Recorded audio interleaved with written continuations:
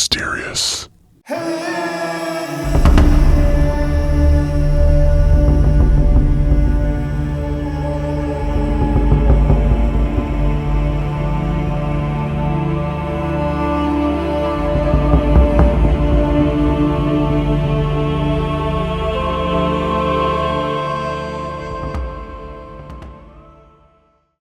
Boy, do I have one for you today. Before we get into it, if you wouldn't mind hitting that subscribe button, I'd appreciate that. Today's Sasquatch encounter comes to us from Shane. Let's jump right into it. Shane begins.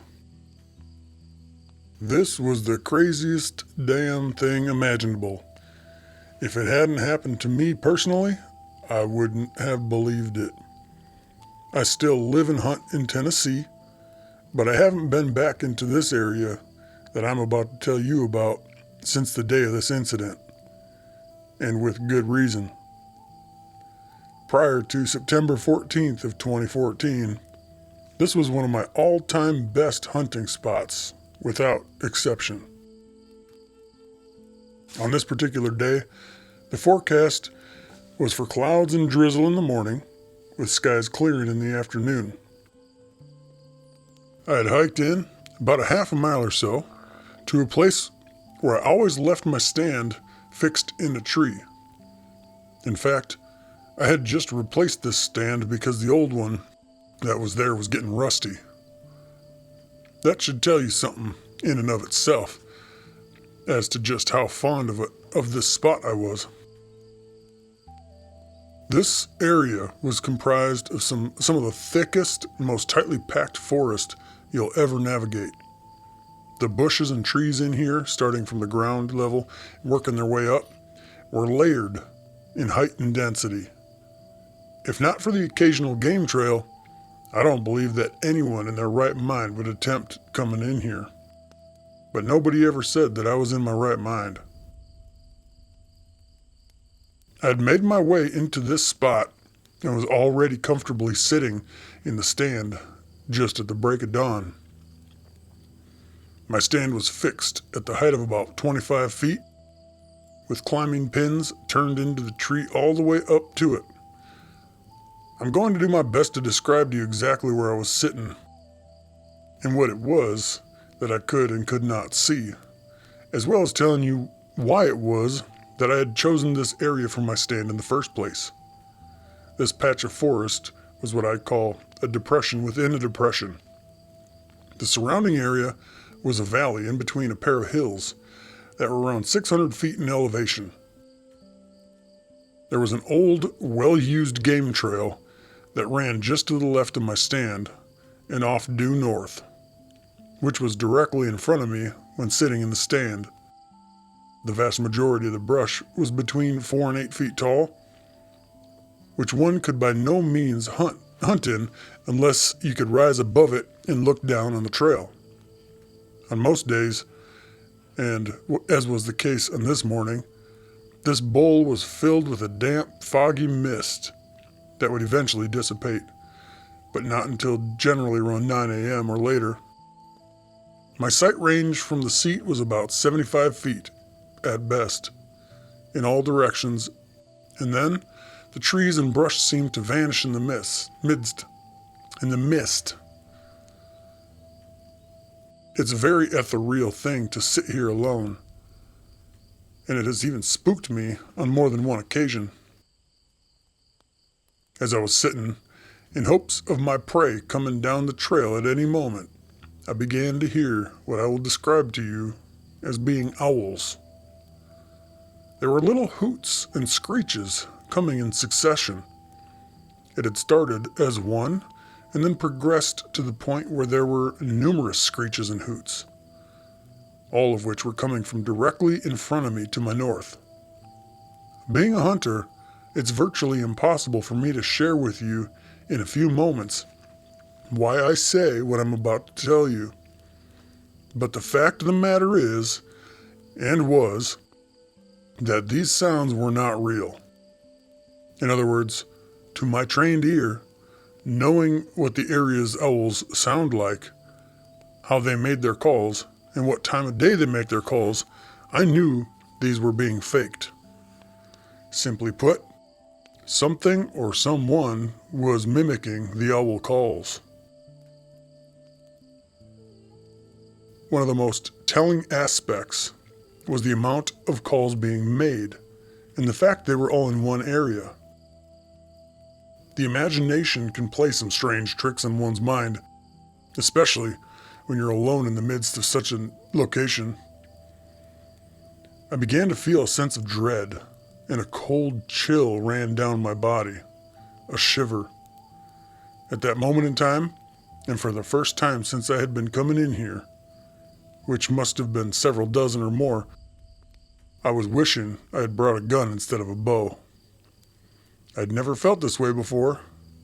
As I just said, it was as though my psychological state was taking a terrible tumble out of control, and there was nothing I could do to control my thoughts and emotions. As if things couldn't get any worse, they did. There was so much hooting and screeching going on that it sounded like a damn war party was going on in the fog right in front of me. The thought had crossed my mind to climb down out of the stand and make my way out. But that thought was countered by that of just staying put, because I would be safer sitting off the ground. My heart was racing. Sweat was actually dripping from my brow. I couldn't believe how frightened I was, and it was escalating. What happened next was beyond belief. If you've never sat in or seen a folding tree stand, I was sitting on the seat portion and my feet were resting on what I'll call the floor of the stand. You can see through the entire stand and its components because it's more of a weave of steel as opposed to being a solid plate, which is done to keep it as light as possible. My back was against the tree, which was maybe 16 inches in diameter, and I was 25 feet or so off the ground, which means that my feet were about 25 feet off the ground. As I sat there, trembling, sweating, and by the way, having seen nothing up until this point, I suddenly felt something grab the heel of my left boot.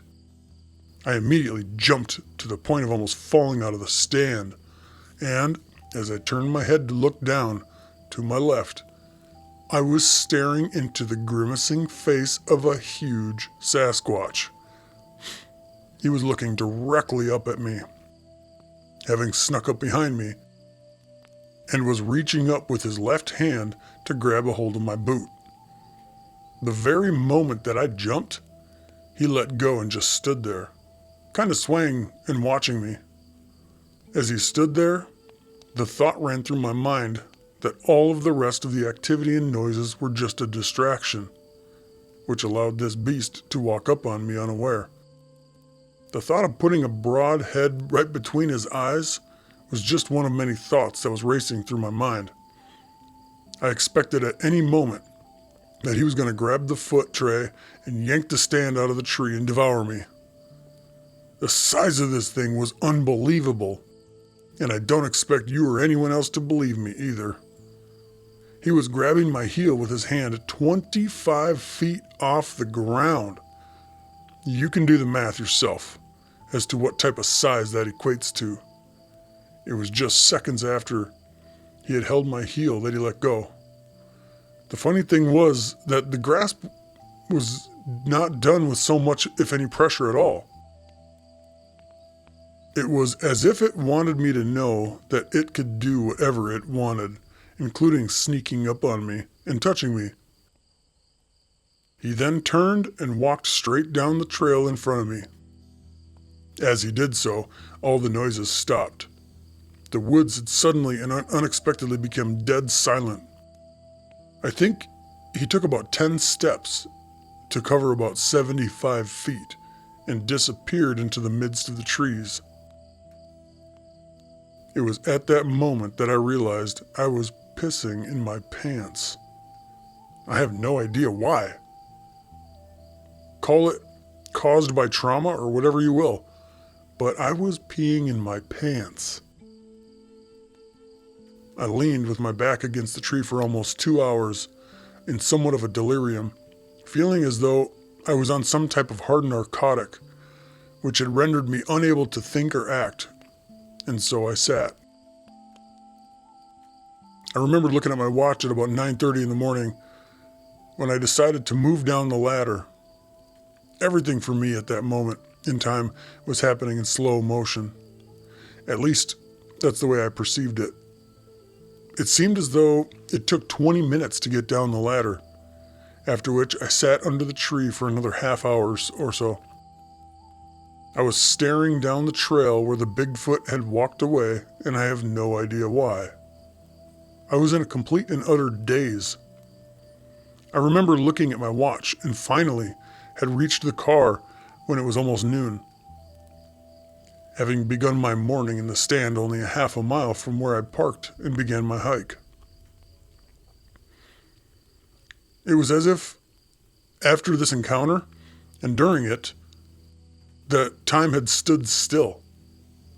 Yes, time was still passing, but I was totally and completely disconnected from reality. That week, I called out of work sick for 8 days. It took me that long to recover from this stupor. I went back into this spot many months later after winter had set in, and as I stood beneath the stand, I tried to make some sense of the events that day. I looked up at the seat and visualized him reaching up and grabbing my boot. To do so, he would have had to be 14 or 15 feet tall, with his arm extending beyond that, obviously. His arm would have had to been like 7 or 8 feet long. The game trail was only perhaps 2.5 feet wide at best. And this beast, with its back to me, seemed to be at least 3 times as wide as the trail's width at its shoulders. It had long gray and white hair, with dark gray skin that was visible on its face and hands, as well as the upper chest, and I looked down at it, thinking back, the face seemed to have an incredibly evil smile. But is that how I just perceived him? Perhaps Bigfoot, as they go. He was very handsome and was actually smiling at me. The fact is, he grabbed my boot very gently. He could have easily torn me from my chair and ripped the tree stand out of the tree, and that would have been the end of it. But he didn't. That's what has left me so puzzled. When he was walking away from me, I felt as though anesthesia was taking effect before surgery.